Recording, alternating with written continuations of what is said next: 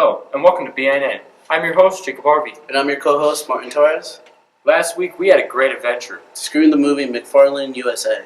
Here's Elizabeth Moore. Okay, I'm here with Mr. Pombisai to talk about the movie McFarland USA.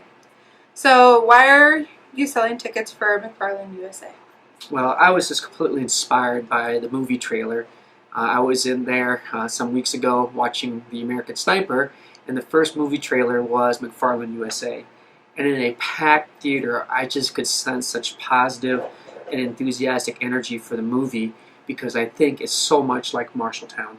And so what I wanted to do is get as many kids out this weekend as possible and the following weekend to see this inspiration movie because I feel that Marshalltown is just as inspiring and can be even more inspiring in the future. So this is a great story. And what's most amazing is it's a true story.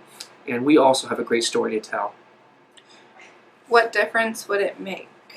Well, I think when we can inspire any young person, but at least high school age or a group of students, to do better than they've done in the past, to unite, to work together, to build community, to be more understanding and more tolerant and more accepting, those things last for a lifetime. And I think the movie has the potential to do that. And so that's why I think as many kids as we can see that movie. Last night I saw that show, and a teacher said we ought to show that entire movie to our entire student body in a private showing in the auditorium. And I don't disagree with that at all because it is that good. Is there any significant culture in the movie?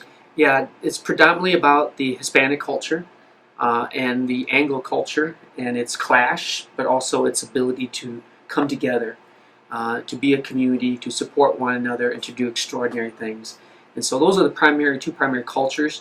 But you also have a culture of poverty and understanding how poverty impacts young people. But But also it's a culture of excellence that we will not allow poverty or language or culture or anything like that stand in our way of being excellent. And then that's the ultimate message of this movie. How do you think it'll affect our community if we see it? Anything we can do to bridge our community, to build community together, bring people together, to have people laugh with one another, learn each other's cultures, but more importantly, to unite as one community with a common vision and common goal, and that is to be the very best community and best school we can be. And I think that's the power of this message, and that's why I want to get as many kids out as possible, because ultimately, it's student leadership is what matters the most, both in our school as well as in our community. We really need positive, strong, and thoughtful leadership here at MHS and in the community. Okay, that's all I have for today. Thank you, and we hope everybody goes out and sees it all next week as well, and go Bobcats. Well, that's amazing. Well, did you hear about the forensics team? No, I haven't. Both Megan Emerson and Chandler Fisher both made it to nationals. Well, that's great for them. That's amazing. Hey, Jacob, did you ever play soccer? Yes, I did. Well, I heard that Angel got an interview with Mr. Hegel. Yeah, I did too. Here's Angel with the interview. My name is Angel Hernandez, and I'm here with Mr. Hegel, and I'm here to ask you a couple questions about the soccer signups. So, when are the soccer signups? Boys soccer will be having their sign-up meeting on March 2nd after school. That will be in the announcements, so if you're a boys soccer player, you'll want to be listening to the announcements. Our girls soccer sign-up is actually next Wednesday, February 25th. So, what time do the practices start? Practices will begin on March 16th for boys and March 23rd for the girls. They do start a week apart. Our early season practices will be after school, but usually because of weather, those practices are indoors. Without having the roundhouse this year, practices will be a little bit more complicated.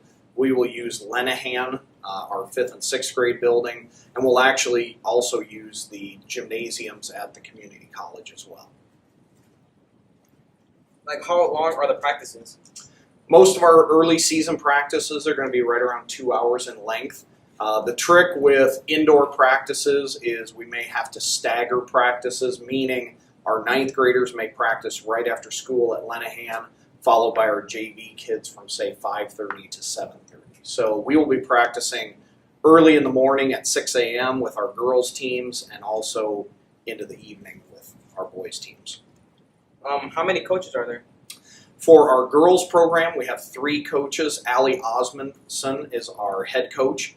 Mike Garrels and Stacy Galima are her assistants. And for our boys team, we have 4 coaches. Chris Foxen is our varsity head coach. He's assisted by Jeff Niederman, Alex Vaggart, and I have 1 coach yet to hire. I have someone in mind to recommend, but I can't share that person. That person will be our 9th grade coach. So when's the first game?